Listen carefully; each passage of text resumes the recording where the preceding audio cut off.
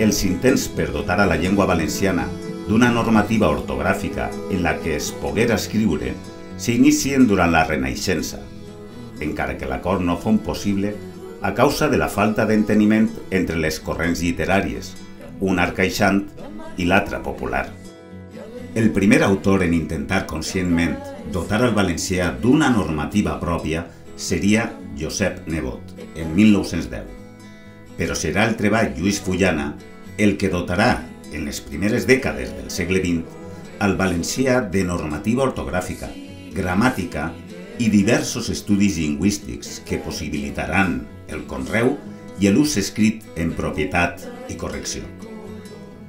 La seva autoritat reconeguda li valgué regentar la Càtedra de Llengua Valenciana en la Universitat de València, 1918-1928, i el nomenament d'acadèmic de la Real Acadèmia Espanyola en representació de la llengua valenciana.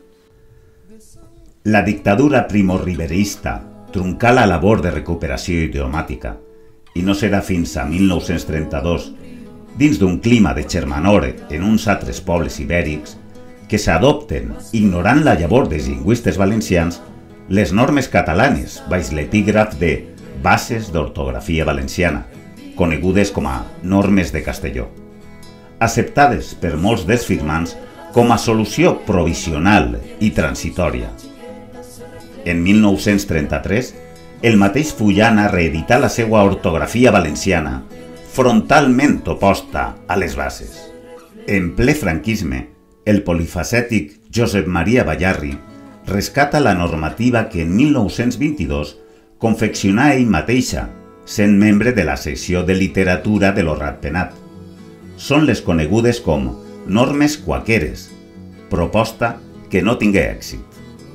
Durant este període trobarem per una banda als annexionistes en el català, entre ells Carles Salvador, Manuel Sanchís Guarner, Joan Fuster, Xavier Casp i Miquel Atlert, que constituiran el grup Torre.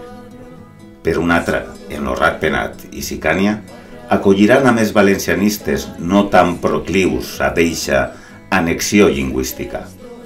Les dues tendències conviuran en certa harmonia. En 1949, els cursos de llengua valenciana en lo Ratpenat iniciaran la seva activitat. Sanchís Guarner publicà la seva Gramàtica Valenciana en 1951, en certes concessions a les formes genuïnes valencianes. Però serà la publicació de Nosaltres els valencians per Joan Fuster en 1962 l'obra que simbolitzarà l'extensió de la catalanització estrictament lingüística als àmbits cultural i polític.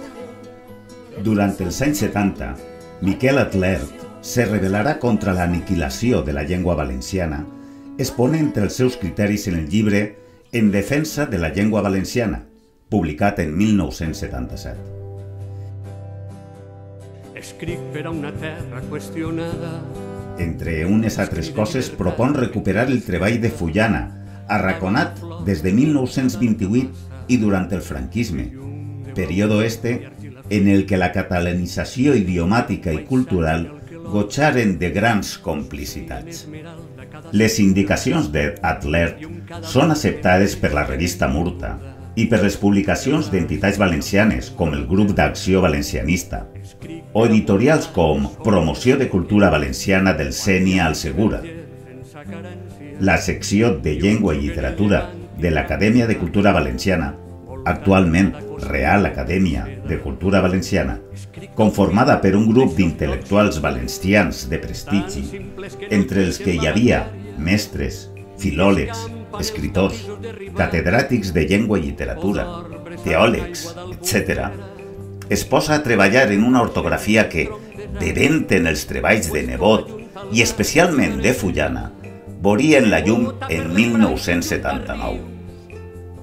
Els autors d'este treball foren Miquel Atlert, Xavier Casp, Manolo Jimeno, Antoni Fontelles, Josep Fontelles, Carola Reig, Fermín Juanto Manrique, i l'anaren completant Laura García Bru, Chimo Lanuza, Ampar García, Antoni García Carpio, Francesc de Borja Cremades, Josep Boronat, Miquel Llop, Boro López i Carles Pitarch. El 7 de març de 1981, en un acte multitudinari en el Real Monasteri del Puig de Santa Maria, més de 1.000 intel·lectuals i prohoms de la cultura valenciana firmaren l'adhesió a aquestes normes ortogràfiques. Eixe mateix any, lo Ratpenat les adoptaria per als cursos de llengua i cultura valenciana que s'impartien en la societat. Els treballs de la Comissió Mixta del Bilingüisme per a la incorporació del valencià al currículum escolar durant els anys 1988 i 1982 dugueren a una lleugera modificació d'estes normes que foren assumides i oficialitzades pel govern valencià, llavors en mans de la UCD, que comptava en Maria Desamparados Cabanes al front de la Conselleria d'Educació. La primera labor fon la formació específica de mestres i professors per mig de cursos realitzats en combinació en lo Ratpenat, oficialitzant-se els títols expedits per esta institució. L'arribada de Joan Lerma, PSPD, PSOE, al govern i de Ciprià Císcar a la conselleria acabà en la oficialitat de la normativa, l'ús de la qual entre 1983 i 1991 quedà reservat a entitats valencianistes i mantingué units a tots aquells que volien una independència normativa. A partir de 1991, la normativa tornà tímidament a la oficialitat des dels organismes governats pel Partit Unió Valenciana, ajuntaments, conselleries, IBAG i les Corts Valencianes. Instal·lat el PP en solitari en el govern de la Generalitat, la normativa deixà de ser utilitzada en l'administració i la creació, per part d'este partit, de l'Acadèmia Valenciana de la Llengua en 2001 acabà definitivament en anys d'abonança. Després de 40 anys, és hora de fer memòria de tots aquells que han treballat per a fer possible que les normes del Puig foren i siguen una ferramenta útil per als valencians que volen usar la seva llengua sense aditaments ni complexos. Estos usuaris han aconseguit dotar-les de prestigi, escrivint, cantant, publicant llibres, defenent-la en les institucions i fent ús d'elles en molts diversos àmbits com les associacions culturals i festives. En les normes del Puig s'ha desenrotllat no sols un cos normatiu que permet escriure en propietat la llengua valenciana, també tota una sèrie d'estudis i recursos que la equiparen en qualsevol idioma i que sobrepassen creixes a unes altres llengües romàniques sense recolzament oficial.